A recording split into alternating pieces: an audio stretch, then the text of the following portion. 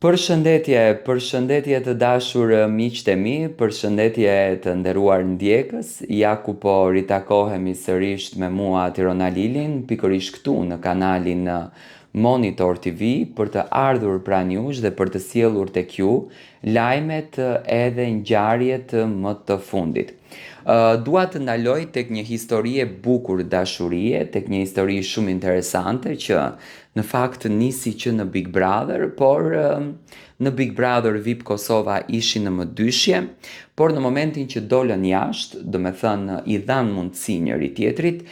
historia e tyre mori krejtësisht një kuptim tjetër. Tani, thonë që dashuria e vërtet, përpos që është në ditët e bukura triumfuse, ajo ka, do me thënë, vend të veçantë edhe në ditët e vështira dhe pikërisht marrëdhënia e ndërtuar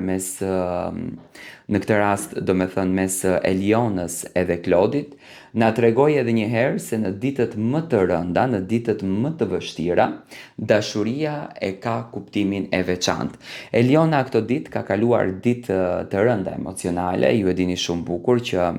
në familjen e Elionës jo që erdhën gjërat fatmirësisht të lumtura, por fatkeqësisht erdhën gjërat të tmerrshme, do me thënë e humbi xhaxhain, mungesa e nënës, motrës e bënte Elionën që gjithmonë të ishte e dhimbshme dhe këto ditë një pllakë përkujtimore për nënën dhe motrën e saj e bëri Elionën që të jetë edhe më e dhimbsur. Por, siç duket, dashuria që merr nga Klodi, vëmendja që merr nga Klodi dhe respekti që merr nga Klodi e bën Elionën që të jetë e fokusuar në lumturinë e saj. Shoh fatkeqësisht sa komente të egra kundërdrejt Elionës, duke e akuzuar që Eliona u bë sebepi që Klodi u nda nga një lidhje që e kishte më herët. Tani, Klodi për lidhjen e tij në Big Brother ka folur shumë pak. Unë mendoj që në qoftë se një djalë nuk dëshiron që të ketë marrëdhënie me një vajzë, sa do që të jetë dëshira asaj vajze, sa do që të jetë qëllimi asaj vajze,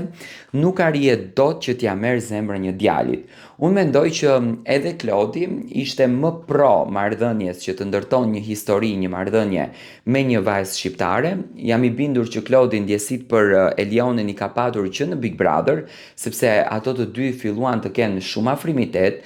kishte net që edhe ndanin shikime të veçanta nga krevati, mbanin duart e njëri tjetrit, do me thënë, nuk ishte kjo një marrëdhënie që lindi me njëherë pas Big Brotherit. Ndjesit u krijuan që në Big Brother, por mendoj që Klodi dëshironte ta respektonte në këtë rast edhe atë